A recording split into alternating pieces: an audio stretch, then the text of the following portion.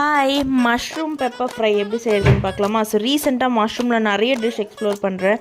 So இது வந்து one of the favourite dish எனக்கு. அண்ட் இதில் ஒரு மசாலா ஆட் பண்ணியிருக்கேன் லாஸ்ட்டில். அது வந்து எனக்கு ரொம்ப சூப்பரான ஒரு ரிசல்ட் கொடுத்துச்சு. ஸோ இதை எப்படி செஞ்சுருக்கேன் அப்படின்னா, கடாயில் first oil or butter 1 spoon add பண்ணிக்கோங்க. அதில் 1 ஸ்பூன் ஆஃப் சோம்பு, பட்டை, கிராம்பு போட்டுக்கோங்க. அண்ட் இஞ்சி பூண்டு வந்து பேஸ்ட்டாக போடாமல் இந்த மாதிரி ஒன்றும் பாதியமாக இடித்து சேர்த்துக்கோங்க.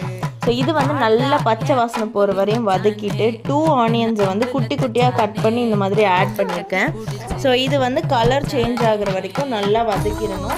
ஸோ இது வந்து நல்லா வதங்கிறதுக்கு கொஞ்சமாக நீங்கள் சால்ட் ஆட் பண்ணிவிட்டு நல்லா வதக்கிக்கோங்க. இல்லைனா இந்த டிஷ்க்கு தேவையான சால்ட் கூட நீங்கள் ஆட் பண்ணிக்கலாம். 1 ஸ்பூன் நான் எனக்கு ஆட் பண்ணிக்கிட்டேன். ஸோ இது நல்லா வதக்கிட்டு கேப்சிகம் அண்ட் ஒரு பச்சை மிளகா போட்டுக்கிட்டேன். கேப்சிகம் வீட்டில் போடவே வேணால் நல்லா இருக்காதுன்னு சொன்னாங்க.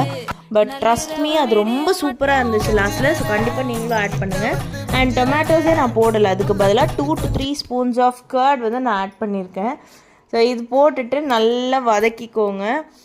டொமேட்டோஸ்க்கு பதிலாக நம்ம கர்ட் ஆட் பண்ணிக்கிட்டோம்ல, ஸோ புளிப்பு வந்து கரெக்டாக இருக்கும்.